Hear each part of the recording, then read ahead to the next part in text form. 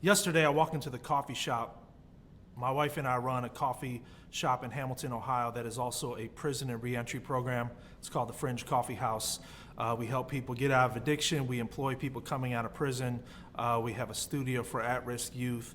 And this girl comes in, she's a friend of one of our employees, and she just had an overdose of fentanyl. And she's finally reached that point to where she's tired of being tired. She wants to get into treatment, and so she's broken. She realizes where her life is headed. And we start this conversation, and there's anxiety that comes when somebody who has been addicted for so long, she's been using for about 15 years. There's this anxiety of going into treatment, the fear of detox, and all of this stuff, all the what ifs, all the bad things that are coming. And I said to her, I said, hey, I want you to look around at this shop. And this isn't a selfless plug for the shop, but this shop is an incredible space. It's an indoor street art gallery. There's amazing murals all throughout the coffee shop, beautiful murals, vivid color. There's about 23 different artists that did artwork in there. And I said, do you see the beauty of this? I said, let me tell you where it came from. And as we give tours of the shop and people want to know, what's the reason? Where did you come up with this idea? What made you come up with this great idea? Where did all this artwork come from? Where did the vision for this place come from? And I walked them to the back of the coffee shop. And in the back of the coffee shop, there's a mural of my brother. His name was Larry.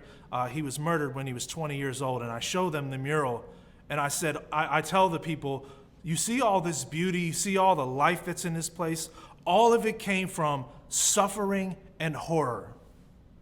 All of this life came from death, brokenness, suffering, horror, and loss. And I tell this girl we're getting ready to take her to rehab tomorrow. I said, if this laid on the other side of my healing, I wonder what is laying on the other side of yours. See, I believe, my brother and sister, when we give our ashes and brokenness and pain and suffering and horror to Jesus, whatever it is, because we all have it, I believe that something beautiful, marvelous, and life-giving can come out of that. And I believe that when we give our suffering and horror to God, He can make this beautiful mosaic that not only affects you, not only affects your family, but affects the world around you. And I said to the girl, as she's afraid to go into detox tomorrow, I said, I wonder what beauty lies on the other side of this. I wonder what's waiting for you. I wonder what's waiting to burst out of you. I wonder what's waiting to grow out of your life.